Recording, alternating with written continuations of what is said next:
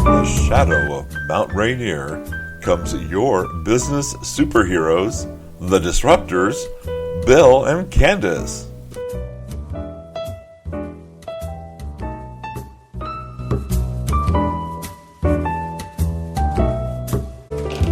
I'm Bill. I'm Candace. And we're your Disruptors. Good morning. It's great to be here this morning. We have a special guest with us today. We have Lori Marsh from Restoring Hope, and we're going to be talking about basics of actual placement of our loved ones when the time comes. Now, what I want to do is I want to introduce Lori to you, because this is a woman with a beautiful heart that's done a wonderful job in placing senior citizens in a really tough time. So, Lori, first of all, what got you into the industry? Where did you find your real calling to do this? Well, hello and good morning, and thank you for having me. I am a preacher's daughter of 42 years this year, and I've watched my dad in the ministry over many years, and his dad also was a preacher, and we just have an absolute love for people, and I love our elderly. Oh, so this is kind of a tough question, because everybody's going to be facing it one time or another. What are we going to do with our loved ones when it comes time? And it's such an emotional wrap-up, especially if your loved ones have been with you for so long, your mom or your dad. And how do we go about, how do you balance out the family and help them find the right place for their loved one in this particular time? It is so true, and there are many different directions to go. There are quite a few people that absolutely do not want to leave their home, and that can run 24-hour care over $13,000 a month, and I know that that can sometimes not be cost effective for the family.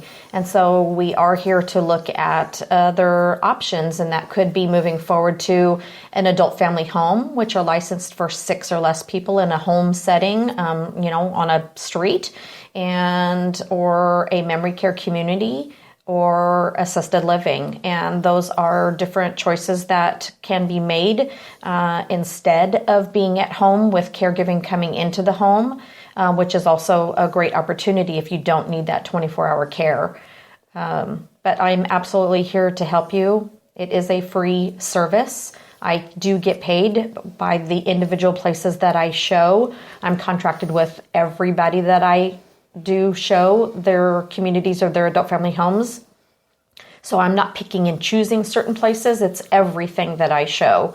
And I set all the appointments. I make all the phone calls. I tour with each and every single one of my families to help them make the best decision for them and their loved one. Okay, now here's a good question for you. I'm going to set up the scenario for you. Okay. I'm going to try to find a place to put Candace. Okay. Great. What area, or what would we have to look at, first of all, to see that she's really needing this care? In other words, she's really, shall we say, more care intensive than her benefits and safety and all that neat stuff. What do we look for? So I have an intake form, so I would be asking either Candace directly or a loved one of Candace, and finding out what are the needs. Does she need toileting, showering? Does she need assistance with feeding? Is she insulin diabetic and needs some assistance with her insulin? What kind of medications is she on? Is she using a walker or a wheelchair? Does she have a home that needs assistance, being sold in order to have funds in her hand in order to move forward to take that next step? Is she a military vet, or is she a widow of a vet? Wow. She may be entitled to a VA aid and attendance benefit if she needs 2 activities of daily living, which we mentioned earlier, the toileting, the showering, the preparing of meals, and that kind of thing. Then I also ask, what does your private funds look like? Social Security, pension, stocks, bonds, annuities, the sale of the house, the VA aid and attendance benefit. What does that look like for her future? Does she have 1 year of private pay funds, of those funds I just mentioned, 2 years, 3 years, 4 years? Because eventually those funds may run out and she needs to apply for Medicaid, which is aid through the state, through Medicaid. So we need to make sure that whatever I'm looking at accepts Medicaid in the future if she should need that.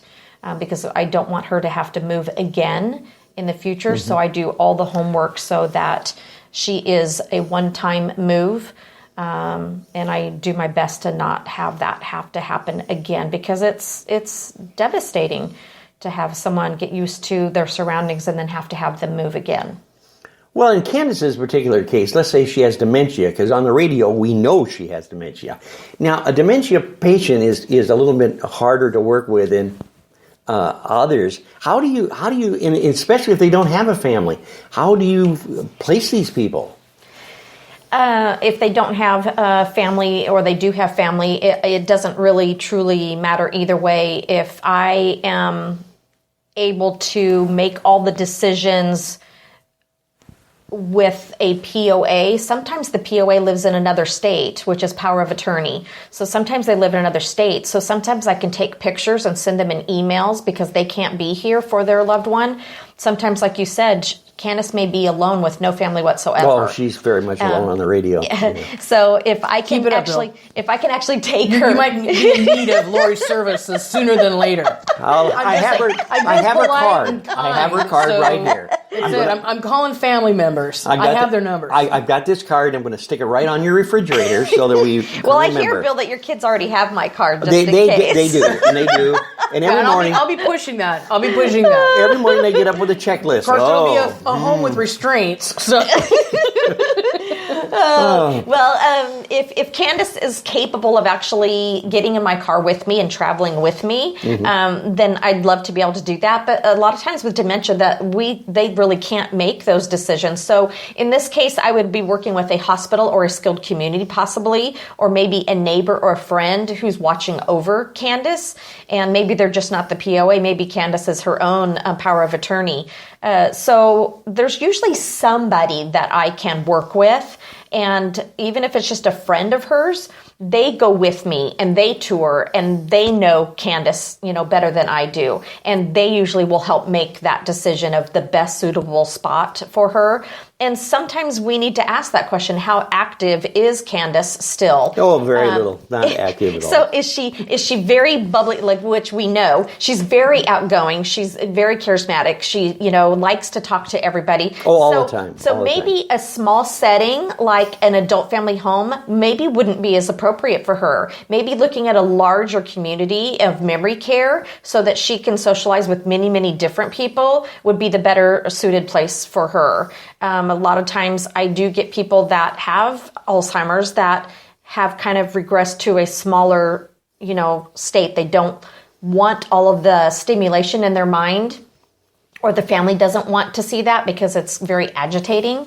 So there's a lot of times where I'm looking at a smaller environment like the adult family home situation for someone with Alzheimer's, because it is less stimulating to the mind. Yeah. It's kind of important, however, also to look at the other side, the family, and how they're approached when you go into a home. Now, it would really be tough for me, and I've gone through this with my folks. Unfortunately, they are not with us now, but it was really tough to find somebody that could actually sit down with us and kind of walk us through what we have to do and be able to see the benefits of moving somebody to assisted living because of the care, the safety in the home, how important that is, and some of the tips. So when you first go in, do you do evaluation with a family? Is that what you do to kind of get the road rolling to figure out where and how you're going to approach this placement? Yes, it depends. If they've already got their mind set up that they would like to be at home and they would like to have home care come into the home, then I have a handful of lovely adult family homes that I trust. And if someone has referred them to me and they trust me, then I hope that they will trust who I am referring to them for home care. So they will come out to the home, they will look over the home, they will look at cords, near the floor, rugs that aren't secure, handrails that need to be in the bathrooms near the toilet and the bathtub, and maybe using the bathtub, no longer. Maybe there needs to be somebody come in to cut a piece out of the bathtub or change and take the bathtub out and change it into an actual wide stand-up shower that a shower chair can go into. So there's a lot of modifications that can happen to a home. If someone is in a wheelchair, of course, a wheelchair ramp leading up to the home. So there's a lot of modifications, and I can put you in touch with handy type people who can make those alterations to the home.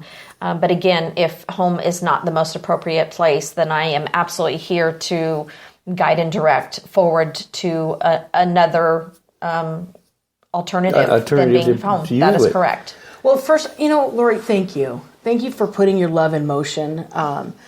Obviously, you're exceptionally thorough. And yes. I mean, I can tell just by listening to you, you are leaps and bounds ahead of your competitors in the industry. You would have to be.